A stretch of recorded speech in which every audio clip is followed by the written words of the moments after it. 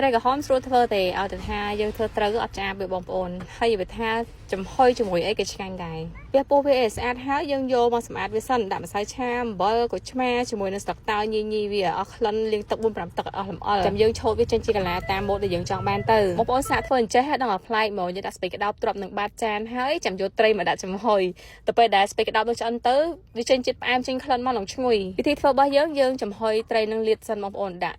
ខ្ទឹមជាមួយនឹងខ្ញីដើម្បីវាកាត់ក្លិនណាហើយយើងក៏រៀបចំបន្លែទៅរយទៅលើត្រី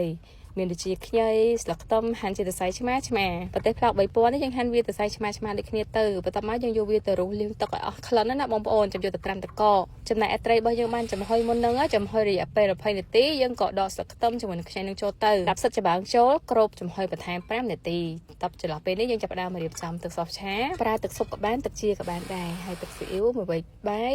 ទឹកប្រឡាក់សាច់1វែកបាយសម្រាប់ត្រី2ក្បាលគ្រឿងរបស់យើងលេងមានខ្ទឹមសខ្ទឹមក្រហមគល់ជាបន្ស៊ុយខ្ញីហើយនឹងស្លឹកខ្ទឹមយើងរំងាស់វា10នាទីទៅពេលមើលត្រីរបស់យើងគ្រប់25នាទីហើយយើងក៏ចាក់ទឹកនឹងចេញឲ្យអស់ទឹកដែលចំហុយត្រីវាហៀមកហ្នឹងបងប្អូនព្រោះទឹកនឹងឆ្អាបលើកវាចេញមកទៅយកទឹកសុះដែលយើងបានងាស់ហ្នឹងដាក់សតពីលើបន្ថែមបន្លែដែលយើងបានរៀបមុនហ្នឹងបន្លែហ្នឹងញ៉ាំឆៅក៏បានដែរថាអត់ចេះញ៉ាំឆៅទេបងប្អូនអាចចំហុយថែម5នាទីទៀតមានគ្រឿងខុននៅផ្ទះចង់ធ្វើម្ហូបអីក៏បានដែរបងប្អូនយកឥឡូវមានការថែមជូនយ៉ាងពិសេសតែម្ដងចូលឆ្នាំជួបជុំបងប្អូនមានគ្រឿងខុននៅផ្ទះដឹងតែស្រួលធ្វើម្ហូបចង់បានឆាចូលផេក